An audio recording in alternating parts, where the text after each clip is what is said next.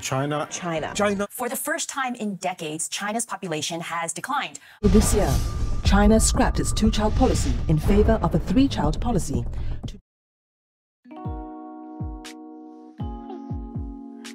Last week, I was at a friend's birthday dinner, and during dinner, we brought up the discussion of how the birth rate in China is the second lowest in Asia, just slightly above the one in South Korea. And among the 5 of us, we are in our early 30s, and 4 of us are still single, and 3 of them have explicitly said that they will not consider marriage and having kids at all. And this got me very curious why we are seeing delay in marriage and family having less kids in China right now. Being back in China for a few years right now, in this video, I'm going to share with you the possible causes related to low birth rate in China, and second, how the government is reacting to the current low birth rate, and third, what the government and each of us can do in response to the change in population structure moving forward. And let's begin. The first and most obvious reason being the former one-child policy that was in place. The one-child policy in China was in place for 35 years according to the National Statistics Bureau. The policy has successfully lowered the population by about 400 million. In 2021, the number of women between age 21 to 35 fell by about 3 million. The one-child policy also led to an imbalance to gender ratio in the country. The gender ratio in 2022 is about 104 men to 100 women. But as any birth-related policy being cancelled, we still don't see young couples pursuing a bigger family like what the government have expected it to happen. And this all comes down to the second major reason, which is the high cost of having a family in China. When 2 young adults decide to start a family in China, some costs upfront would include, the first major one would be what we call 婚房. It's a home for marriage.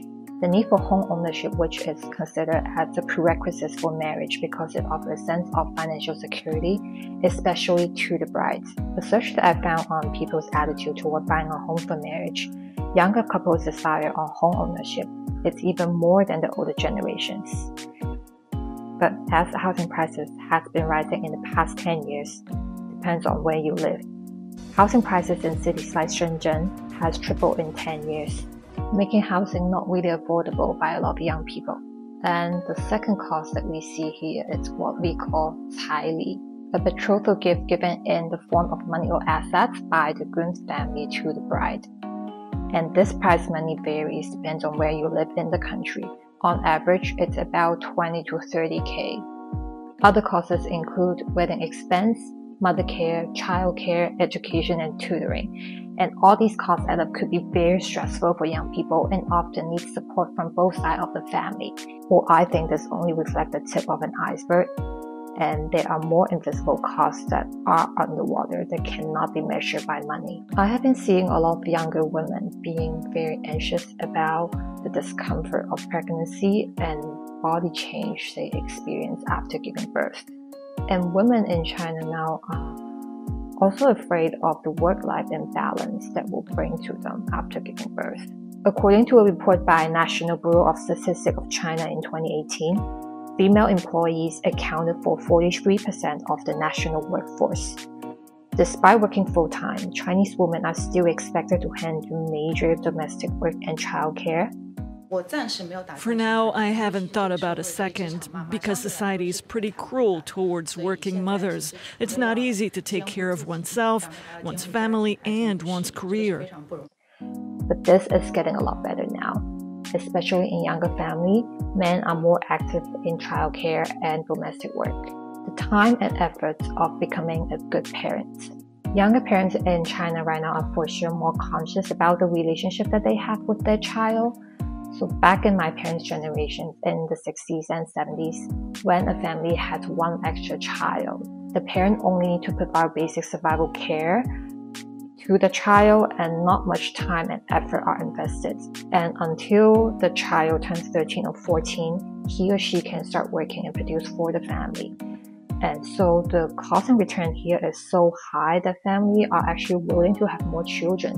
And younger parents do think a lot more now before they have a child and how they can put maximum investment and ensure that the child has the best possible future. And this will lead to stress caused by competition. We have a term called 内卷 in Chinese. The word means inside rolling. It is used to describe situation. For children's case, scarce educational resources lead to overemphasis on academic achievement. And for adults, this could refer to employment pressures lead to a life of being overworked, stressed, anxious, and feeling trapped. And all these costs add up could really scare off young people right now from having children.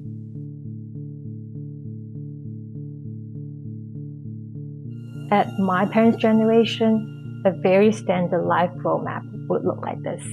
You get educated, go to a good college, get a good job, and start a family and have kids before the age of 30. And we work, raise the kids, and retire at 60. Even though this roadmap is still the mainstream right now, and as people in general are better educated and more people are moving into the city, we learn and see so much. There are so much more that we can have in our life besides following this roadmap, and we see so much possibilities in our life right now. Like staying single could be very happy, and marrying late is okay, and DINK is acceptable, and LGBTQ is an option, and people now are very honest with their sexual preference, and women can have children on their own. And there are actually less judgment on these issues right now. So people's willingness to have kids really changed, and they will prioritize their own quality of living. And the second part, we're going to look at how the Chinese government is currently reacting in response to the low birth rate. And the first one for sure being there's no more restriction on how many children each couple can have. And second, allowing a married couple to raise a family and enjoy benefits reserved for married couple. Previously, there was a ban on single women registering a birth.